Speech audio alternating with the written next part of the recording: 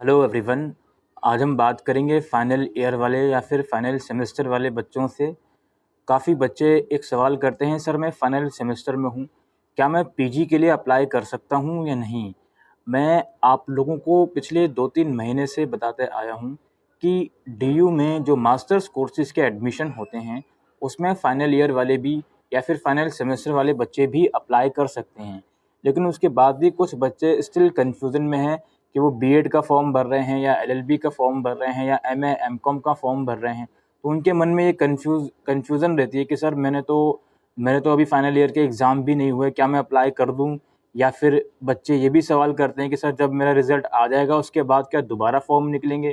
तो नहीं यार, दिल्ली यूनिवर्सिटी के फॉर्म निकले हुए हैं, मास्टर्स कोर्सेज़ के और भी यूनिवर्सिटीज़ हैं जहाँ पे आपको इंटरेस्टेड हो भरने के लिए, सिवाय इग्नू के। इग्नू में वो डिग्री माँगते हैं, मतलब रिज़ल्ट माँगते हैं। तो इग्नू के अलावा जितनी भी यूनिवर्सिटीज़ हैं, आप लोग अगर फाइनल सेमेस्टर या फाइनल ईयर में हो तो मास्टर्स के लिए बिना किसी कन्फ्यूज़न के साथ आप अप्लाई कर सकते हो। कोई भी आपको अपने मन में डाउट नहीं रखना चाहिए कि मैं फाइनल सेमेस्टर में हूँ, मैं अप्लाई करूँ या नहीं करूँ। अब बच्चों का एक मेजर कंसर्न और आता है कि सर ये एसओएल का रिज़ल्ट हमेशा से डिले आता है। अभी आप खुद देख लो, खासकर प्रोग्राम कोर्सेज़ का, बीए प्रोग्राम का रिज़ल्ट अभी तक नहीं आया है, 4 महीने होने को वाले हैं। तो इस चीज़ के रिगार्डिंग भी बच्चे कन्फ्यूज़न में रहते हैं कि सर मैं अप्लाई करूँ या नहीं करूँ। ऐसा ना हो कि मैं एंट्रेंस भी दे दूँ, मेरा रिज़ल्ट नहीं आया, फिर मेरे को एडमिशन में दिक्कत हो। तो देखो यार, एक चीज़ तो मैं साफ क्लियर कर देता हूँ, जो दिल्ली यूनिवर्सिटी है, दिल्ली यूनिवर्सिटी को ये बात बहुत अच्छे से मालूम है कि एसओएल के बच्चे भी मास्टर्स कोर्सेज़ में अप्लाई करेंगे, ठीक है? तो रिज़ल्ट लेट होने की वजह से आपको डीयू के अंदर मास्टर्स कोर्स में एडमिशन लेने में दिक्कत हो, ऐसा बिल्कुल नहीं होगा। आप लोग, मैं दोबारा रिपीट करता हूँ कि बिना किसी झिझक के, बिना किसी परेशानी के, बिना किसी डाउट के प्लीज़ आप लोग अप्लाई करिए। और हाँ, एसओएल में जो बच्चा मास्टर्स कोर्सेज़ में एडमिशन लेना चाहता है, उसके लिए भी फॉर्म निकले हुए हैं। आप लोग अगर एसओएल में एडमिशन लेना चाहते हो तो फॉर्म एक ही फिल होगा, जो मैंने आपको पिछले 1-2 हफ्ते पहले वीडियो के थ्रू इन्फॉर्म किया था, और मैंने डेमो वीडियो भी बना रखी है कि मास्टर्स कोर्सेज़ का फॉर्म आपको कैसे भरना है। तो अगर आपको एसओएल में भी बेशक एडमिशन चाहिए या फिर गर्ल्स को एनसी वेब में भी एडमिशन चाहिए मास्टर्स कोर्सेज़ में, तो फॉर्म निकले हुए हैं, प्लीज़ फॉर्म भर दीजिए। 15 मई लास्ट डेट है। मैं बार-बार वीडियो बना के फॉर्म की इन्फॉर्मेशन इसलिए दे रहा हूँ बिकॉज़ मैं जानता हूँ हर साल बच्चे कन्फ्यूज़न में रहते हैं कि सर मैं फाइनल ईयर में हूँ, फाइनल सेमेस्टर में हूँ, मैं भरूँ या नहीं भरूँ। और इस कन्फ्यूज़न के चक्कर में वो लोग फॉर्म भरना भूल जाते हैं या फिर उनकी डेट निकल जाती है, उसके बाद उनको याद आता है।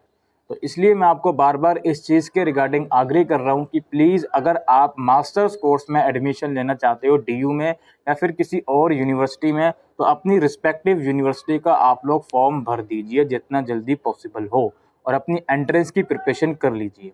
इसके अलावा एक एक सवाल जो बच्चों का आता है, जिसको मैं अभी डिस्कस कर ही रहा था और दिमाग से निकल गया, वो ये था कि सर मान लो कि मेरा रिज़ल्ट नहीं आया, एडमिशन लिस्ट आ गई, तो देखो यार, आप लोग कॉन्फिडेंशियल रिज़ल्ट के लिए अप्लाई कर सकते हो। फॉर एग्ज़ाम्पल, मान लो आपने एंट्रेंस दे दिया डीयू का, एंट्रेंस देने के बाद भी आपका रिज़ल्ट नहीं आया ग्रेजुएशन का, खासकर एसओएल की मैं बात कर रहा हूँ, रेगुलर का तो आ ही जाएगा। तो आप लोग क्या कर सकते हो कि आप लोग जो आपका एडमिशन लिस्ट में नाम आया होता है, उसका प्रूफ लेकर आप अपने एसओएल कैंपस में जाकर कॉन्फिडेंशियल रिज़ल्ट के लिए अप्लाई कर सकते हो। सेम डे में आप लोगों का रिज़ल्ट आपके पास होता है, ठीक है? तो ये डाउट भी आपका क्लियर हो जाना चाहिए। सिमिलरली अगर आप किसी और यूनिवर्सिटी में भी अप्लाई कर रहे हो, वहाँ पर आपका पीजी एडमिशन लिस्ट में नाम आ गया, आपको एडमिशन फॉर्मेलिटीज़ पूरी करनी है, लेकिन आपके पास ग्रेजुएशन की मार्कशीट नहीं है। फिर आप क्या करोगे कि आपका जिस भी यूनिवर्सिटी में नाम आया है, वो पर्टिकुलर प्रूफ लेकर आप अपने एसओएल कैंपस में जाकर कॉन्फिडेंशियल रिज़ल्ट के लिए अप्लाई कर सकते हो। कॉन्फिडेंशियल रिज़ल्ट की अगर मैं बात करूँ, तो ये रिज़ल्ट आप मान लो मॉर्निंग में गए, तो मॉर्निंग में जाओगे तो आफ्टरनून तक आपके हाथ में आपका रिज़ल्ट होगा। सेम डे में आप लोगों को वो रिज़ल्ट प्रोवाइड कर देते हैं। तो इस चीज़ की टेंशन मत रखिए कि अगर मेरा रिज़ल्ट लेट आएगा तो मैं क्या करूँगा या क्या करूँगी। इसका सॉल्यूशन भी मैंने आपको बता दिया। और कुछ बच्चे स्पेसिफिक सवाल करते हैं कि सर क्या एसओएल में मास्टर्स में एडमिशन लेने के लिए भी एंट्रेंस देना पड़ेगा? हाँ जी, बिल्कुल देना पड़ेगा। अब इसके मैं 2 तरीके आपको बताता हूँ। चाहे आप एसओएल में या रेगुलर में या एनसीएफ में मास्टर्स में एडमिशन ले रहे हो, आपके एडमिशन 2 तरह से होते हैं, मेरिट बेस और एंट्रेंस बेस। मेरिट बेस के लिए कौन-कौन बच्चा एलिजिबल होता है?